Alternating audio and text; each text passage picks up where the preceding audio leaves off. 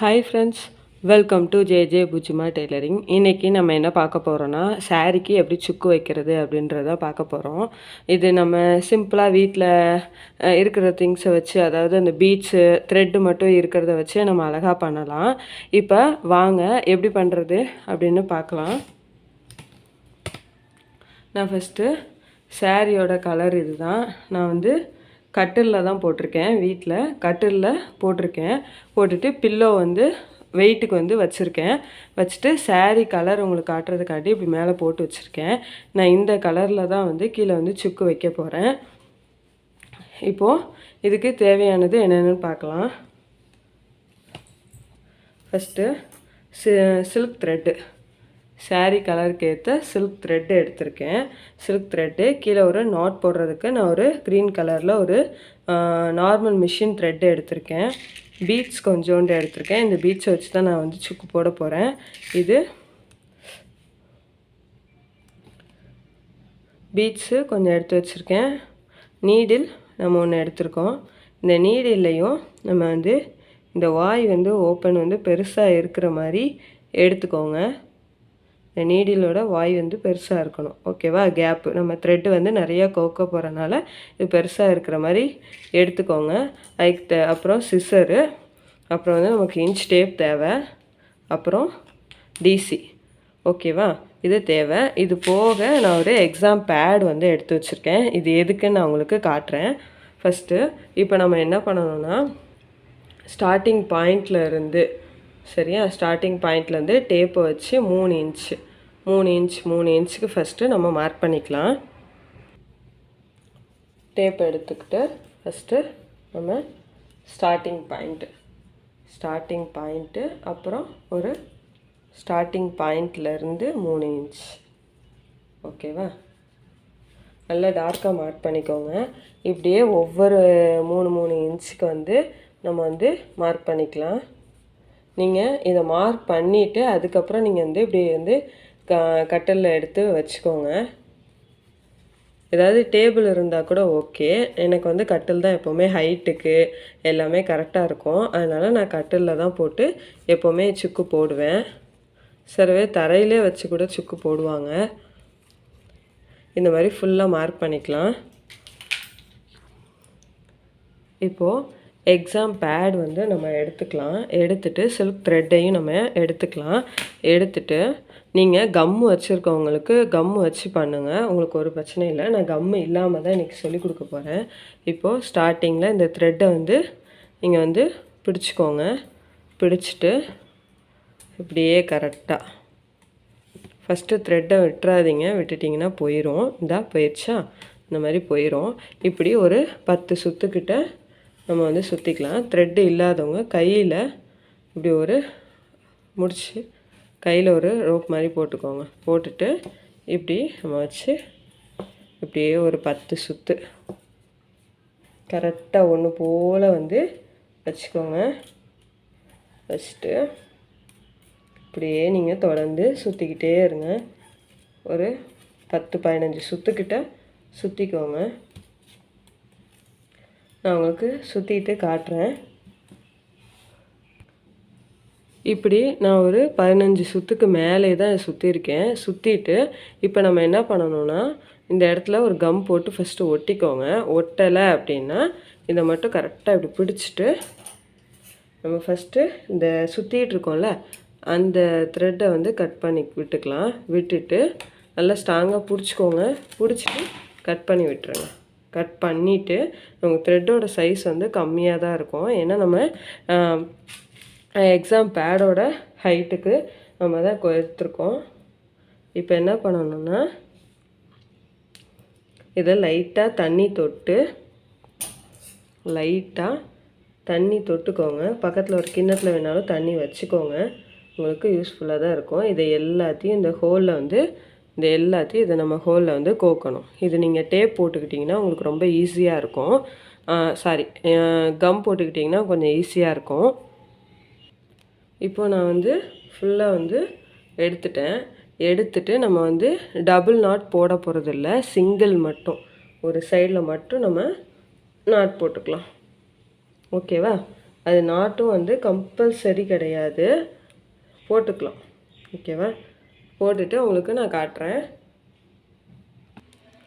Beginners வந்து not போட்டுக்கோங்க. இப்போ பாருங்கள், நான் வந்து ஏன்னா ஒரு த்ரெட்டை ஃபுல்லாக அப்படியே விட்டுருக்கேன், இன்னொரு த்ரெட்டை அப்படியே எடுத்திருக்கேன். கீழே வந்து நாட் போடுறவங்க போட்டுக்கோங்க, ஆனால் நம்ம கட் பண்ண தான் போகிறோம். அதை இப்போ ஸ்டார்டிங் பாயிண்ட்டு இல்லையா, அதில் இந்த ஊசியை நம்ம வச்சுக்கலாம்.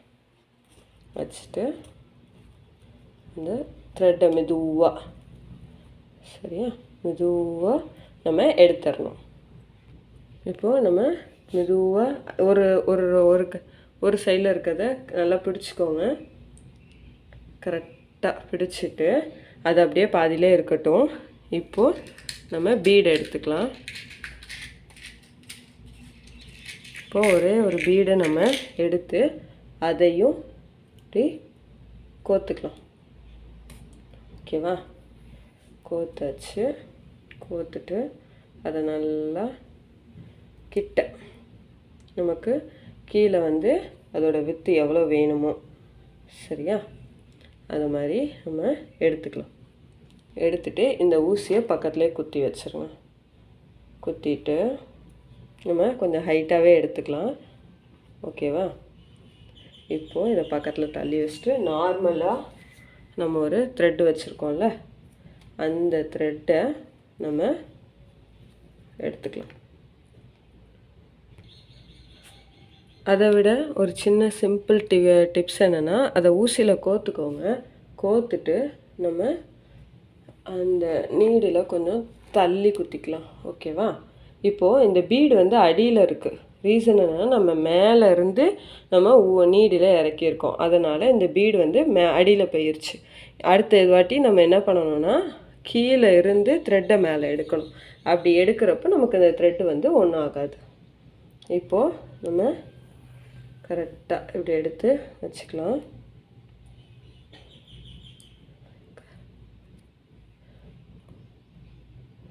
நம்ம முடிச்சு நான் எப்படி பண்ணுறேனோ அதே மாதிரி நீங்களும் பண்ணுங்கள். சேம் கலரில் கூட நீங்கள் த்ரெட்டு எடுத்துக்கலாம். நான் வந்து உங்களுக்கு டிஃப்ரென்ஸ் காட்டுறதுக்காண்டி இந்த த்ரெட்டை எடுத்திருக்கேன், அவ்வளோதான். இப்போது நமக்கு பீடும் தெரியணும். இது வந்து நமக்கு தெரில. நெக்ஸ்ட் வாட்டி உங்களுக்கு நான் கரெக்டாக கிளியராக காட்டுறேன். இப்போ நம்ம வந்து கட் பண்ணிக்கலாம்.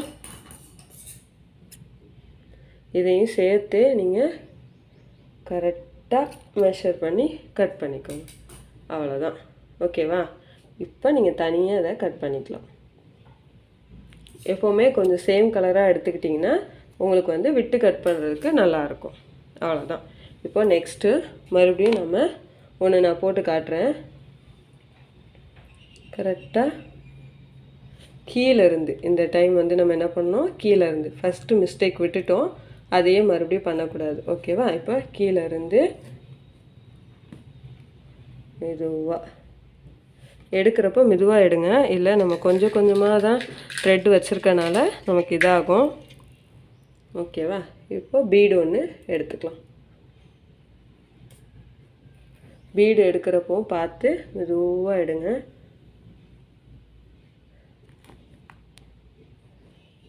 இப்போ உங்களுக்கு நல்லா தெரியும். நீங்கள் வந்து இன்னொன்று என்ன பண்ணலாம் அப்படின்னா, இந்த த்ரெட்டு இருக்கு இல்லையா, இந்த த்ரெட்டையும் நீங்கள் சேம் கலராக எடுத்துக்கலாம், பிரச்சனை இல்லை. இன்னொன்று நீங்கள் வந்து பீடு வந்து பெரிய பீடாக கூட எடுத்துக்கலாம், அதுவும் பார்க்க நல்லாயிருக்கும்.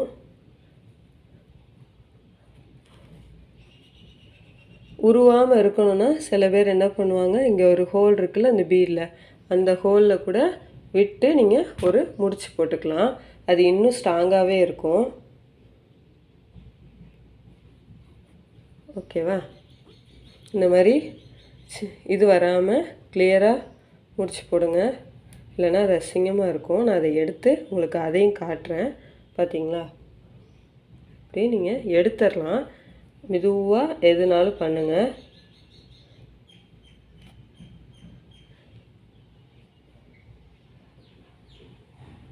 ஊசியை மட்டும் விட்டுறாதீங்க, விட்டுட்டிங்கன்னா போயிடும்.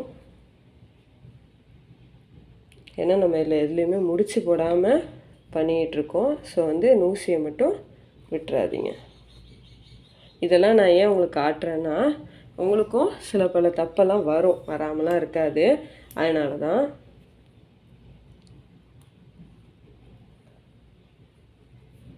நீங்களே உங்கள் சாரீக்கு வந்து நம்ம அழகாக சுக்கு போட்டுக்கலாம்.